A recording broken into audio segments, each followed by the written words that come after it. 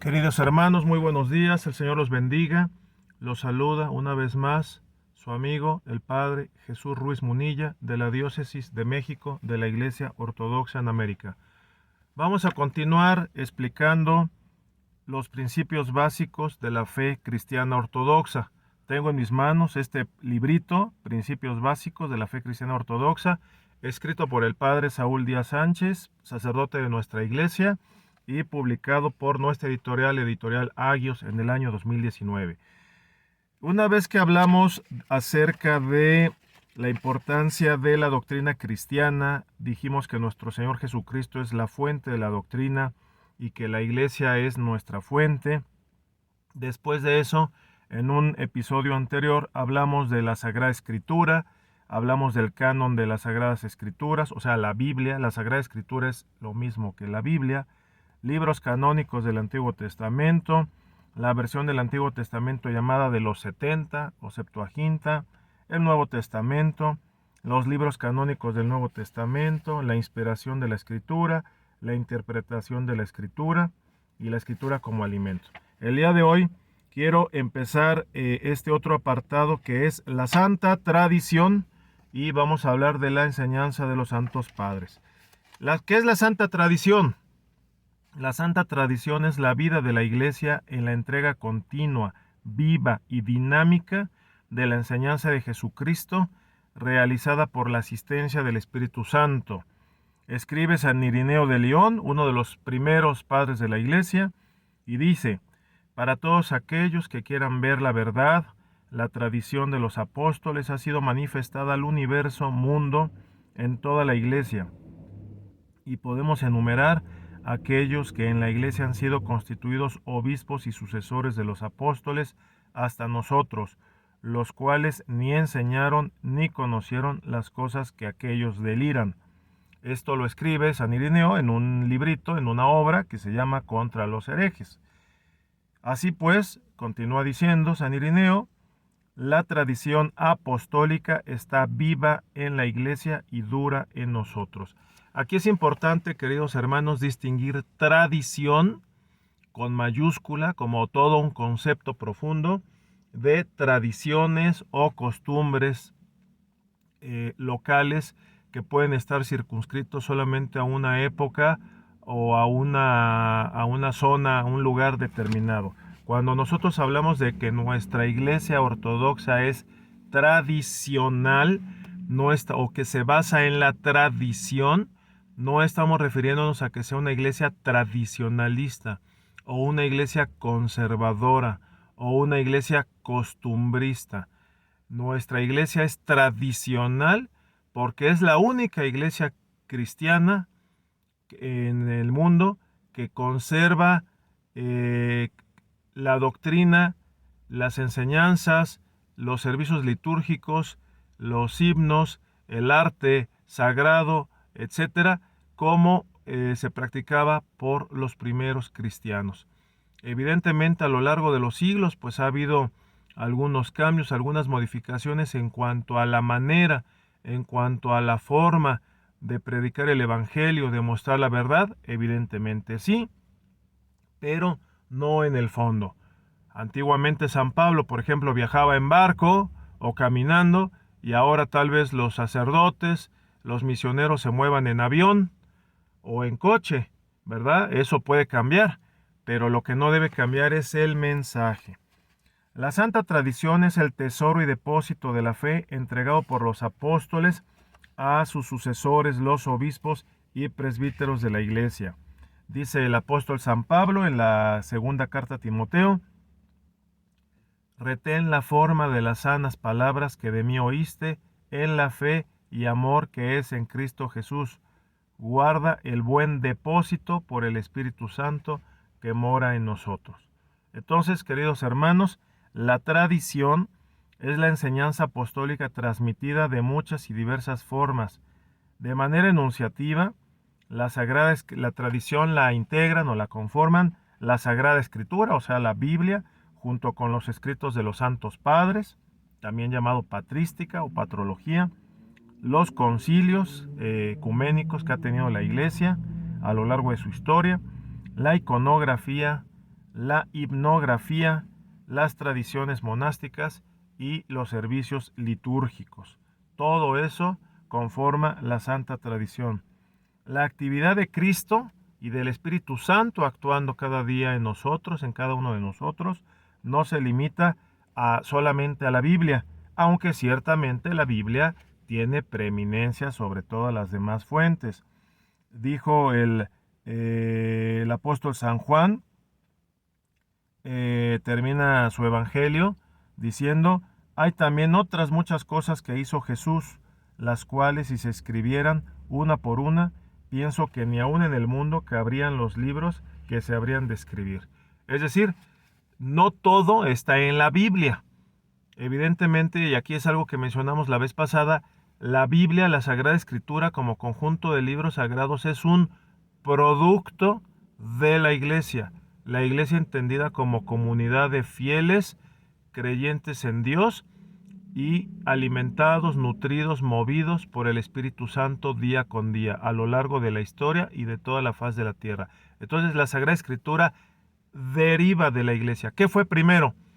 ¿La vida y obra de Jesucristo o que sus seguidores escribieran los evangelios? Pues evidentemente fue primero la actuación, el ministerio de nuestro Señor Jesucristo, y después sus seguidores escribieron.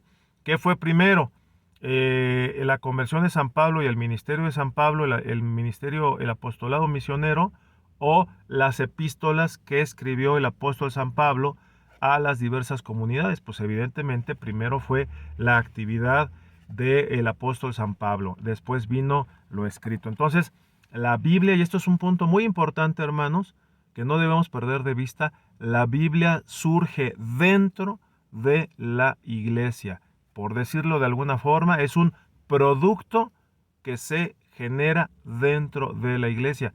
La Biblia no bajó del cielo transportada por águilas o entre las nubes como un libro completamente terminado, ni mucho menos, como desgraciadamente muchas personas del protestantismo y de algunas otras sectas lo creen.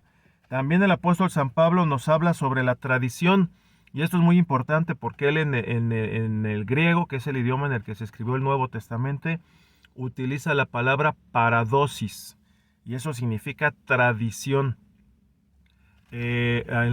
Muchas veces los protestantes y los herejes, cuando traducen las Biblias, no ponen la palabra tradición, ponen tradiciones o ponen costumbres. Y esto es una equivocada traducción, porque el apóstol San Pablo utilizó la palabra paradosis. Entonces, nos dice, por ejemplo, en la segunda carta a los tesalonicenses: así que, hermanos, estad firmes y retener la tradición que habéis aprendido, sea por palabra o por carta nuestra. Y San Basilio Magno también dice: por lo demás, según creo, es seguir el ejemplo apostólico, el conservar también las tradiciones no escritas. Os felicito porque siempre os acordáis de mí y porque mantenéis las tradiciones que os he transmitido. San Basilio citando al mismo San Pablo. Aquí utilizan la palabra tradiciones, pero en el sentido de paradosis, de tradición, no de tradiciones cambiantes con el tiempo, o de tradiciones mutables, o de cuestiones de moda, o de usos limitados. Una cosa ya dijimos, vuelvo a repetir, una cosa son tradiciones, costumbres, usos, y otra cosa es la santa tradición. Las enseñanzas de los santos padres. La patrística o patrología es el conjunto de producción literaria de los santos padres de la Iglesia. En Occidente se considera que el periodo de la patrística abarca desde finales del siglo I, obviamente de la era cristiana, hasta el siglo VIII. Sin embargo, nosotros en la Iglesia Ortodoxa creemos que el apelativo de padre de la Iglesia se mantiene en el tiempo a todos aquellos que den testimonio firme de la fe cristiana. Los escritos de los santos padres se consideran parte fundamental de la santa tradición, que a diferencia de la escritura, si bien no son divinamente inspirados, sin embargo revelan el sentimiento de la Iglesia, respecto a los dogmas y las enseñanzas de Cristo. Citamos nuevamente a San Irineo en su obra contra los herejes, y nos dice: por este motivo es preciso obedecer a los presbíteros de la Iglesia. Ellos tienen la sucesión de los apóstoles, como ya hemos demostrado, y han recibido, según el beneplácito del Padre, el carisma de la verdad junto con la sucesión episcopal. En cambio, a los otros, que se apartan de la sucesión original y se reúnen en cualquier parte, habrá que tenerlos por sospechosos, como herejes que tienen ideas perversas, o como cismáticos llenos de orgullo y autocomplacencia, o como hipócritas que no buscan en su actuar sino el interés y la vanagloria.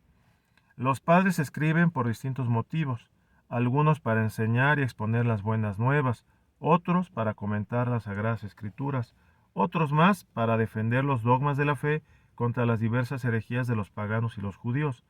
Entre estos escritos tenemos primeramente en el primer y el segundo siglo a los así llamados padres apostólicos, que fueron los discípulos de los apóstoles, ordenados por estos para ser obispos de algunas comunidades cristianas. Podemos mencionar las cartas de San Clemente de Roma, San Policarpo de Esmirna, San Ignacio de Antioquía, también las apologías que hicieron Bernabé, Teófilo, Atenágoras y el libro del pastor de Hermas. Tenemos a finales del siglo II a los grandes apologistas que prepararon una excelente defensa de la fe cristiana. Entre ellos tenemos, por ejemplo, a San Justino Mártir, Tertuliano, San Irineo de León, entre otros. En el tercer siglo surgen los escolásticos alejandrinos, que intentaron profundizar en la fe y compartirla al mundo grecorromano, desarrollando la doctrina cristiana con el auxilio de la filosofía griega. Estos padres hacen un esfuerzo por demostrar al mundo de aquel entonces la verdad y razón del cristianismo, exponiéndola como la verdadera filosofía. Mencionamos a Clemente de Alejandría y a Orígenes, también de Alejandría, ambos maestros y directores de la gran escuela de catecismo en Egipto, en la ciudad de Alejandría, que se llamaba la didascalio, es decir, la escuela de enseñanza. En el mismo siglo, hablemos también del africano San Cipriano de Cartago, que realizó numerosos esfuerzos por mantener la unidad de la Iglesia en contra de distintos cismas que la asolaban, así como también podemos hablar de San Hipólito, Papa de Roma. En el siglo IV es considerado el siglo de oro de los padres de la Iglesia. En este siglo, la Iglesia sufrirá terribles cambios. La secularización y simonía de los clérigos, junto con ello, las peligrosas herejías del arrianismo y el macedonianismo, ya hablaremos después de esto, que negaban la divinidad del Hijo, de nuestro Señor Jesucristo, y del Espíritu Santo respectivamente. Acontecerá el gran movimiento evangélico de los monjes del desierto, los padres del desierto, que buscará un modo de vida cristiano en el desierto de Egipto. En este siglo, los dos primeros santos concilios ecuménicos, el concilio de Nicea y el concilio de Constantinopla, tendrán lugar. Por lo tanto, los padres de este siglo, los padres de la Iglesia de este siglo, tendrán una gran labor y producirán toda clase de obras literarias. Destacamos entre los más sobresalientes a San Atanasio el Grande de Alejandría, San Basilio el Grande, San Gregorio de Niza, San Gregorio el Teólogo, San Cirilo de Jerusalén, San Juan Crisóstomo, San Epifanio de Salamina, entre otros. Entonces, queridos hermanos, para resumir este capítulo, podemos decir que la tradición no es otra cosa más que la presencia viva, constante, actuante, operativa del Espíritu Santo en la Iglesia, actuando, alimentando, iluminando, proveyendo cada día en cada lugar donde esté la Santa Iglesia de Dios, la Iglesia Ortodoxa. Es este Espíritu Santo, esta presencia del Espíritu Santo actuando cada día sobre la Iglesia. Esto es a lo que le podemos llamar santa tradición. Por eso, si nos llamamos cristianos y rechazamos la santa tradición y estamos inventando nuevas doctrinas, estamos cambiando todos los días. Por ahí hay un lema de una iglesia evangélica, la iglesia calvinista presbiteriana, que dice: una iglesia reformada siempre reformándose. Este eslogan o este lema, desde el punto de vista ortodoxo, es completamente blasfemo. La iglesia se renueva todos los días con la luz y la presencia del Espíritu Santo, sí, pero la iglesia no tiene que estar cambiando todo el tiempo. La iglesia no tiene que estar ajustándose a los tiempos modernos. La iglesia no tiene que estarse ayornando o poniéndose al día, como fue la gran tragedia de la iglesia romana, sobre todo a partir del mal llamado Concilio Vaticano II, donde se dijo que la iglesia se tenía que ayornar, se tenía que poner al día, porque el mundo iba en una dirección y la iglesia iba en otra dirección. Esto que dice la iglesia de Roma es la mejor confesión de que ellos ya no poseen la verdad. Una iglesia asistida por el Espíritu Santo no puede equivocarse. Una iglesia donde el Espíritu Santo actúa, alimenta e ilumina, marcha junto con el mundo, ilumina al mundo, luz que ilumina a las naciones, como decimos la alabanza del anciano Simeón. Cristo es luz que ilumina a las naciones, y por lo tanto la iglesia cristiana, verdaderamente cristiana, tiene que ser una luz que ilumine a las naciones, y el mensaje del Evangelio tiene que ser luz que ilumine a las naciones, y no al revés, queridos hermanos. Dejamos hasta aquí el día de hoy, en el nombre del Padre, del Hijo y del Espíritu Santo. Dios los bendiga y hasta una próxima entrega. Gracias.